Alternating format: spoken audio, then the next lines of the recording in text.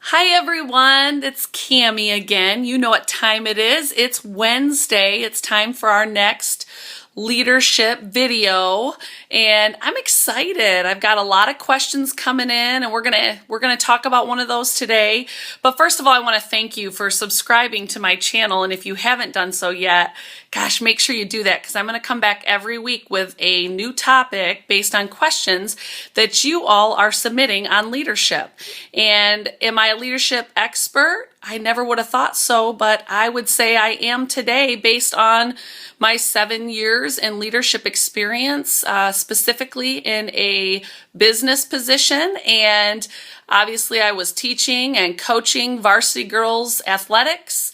And before that was running small groups in our church ministry. So I'm not sure where you're leading or why you're here listening to these leadership tips, but I am excited that you are. And it has been a crazy week, I'll tell you what. I had to travel for business this week, as well as kids are started back to school, and that is always crazy. But I loved our question this week because I've been thinking about it since I got it. It's one that I couldn't shake, so I thought for sure we should cover it this week. And the question this week was, how do you get leaders to lead who aren't stepping up?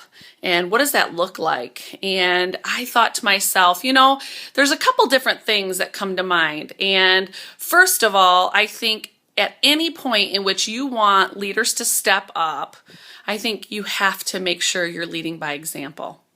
I also think you need to make sure that the people on your team are taking ownership of the team.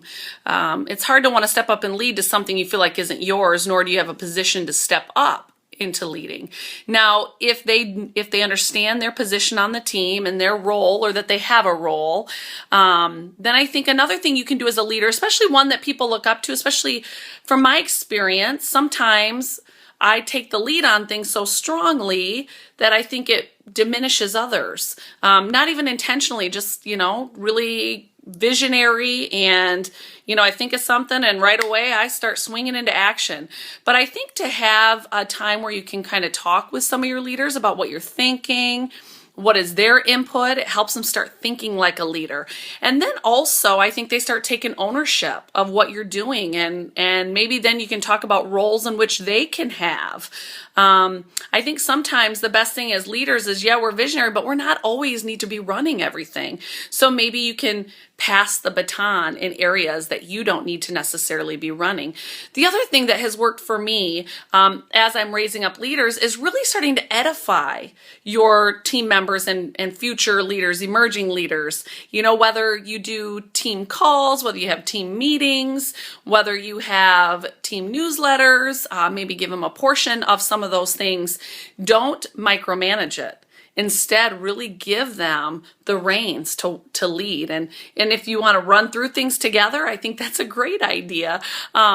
Because again, I really think it's about building their belief in themselves, but also their belief in their ability to lead. And you play a huge role in edifying that place. Now, some people will naturally just step up to leadership, others will not. And so it may take a conversation of just saying, listen, I think you're to a place where it is time for you to really step up here and start leading in big ways, and then start talking about some ways in which that could look. Baby steps for some people, because it really does come down to building their belief and their confidence, not in just what they're doing, but in themselves.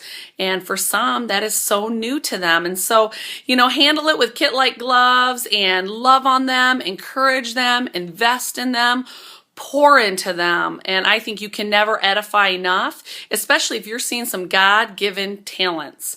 Some truly God-given talents that you think that they might not even know, and they may know it, but I think the more you edify it, the more they'll walk in that way. And if leadership is one of those specifically, that should be one of the things you're edifying, visionary, so on and so forth. Another big thing you can do in this area is continue to encourage personal development. Maybe it's in leadership books. Maybe it's simply just in continuing to personally develop for them. And again, lead by example there. Maybe you can start a book club among your team or among your leader team and handpick your leader team.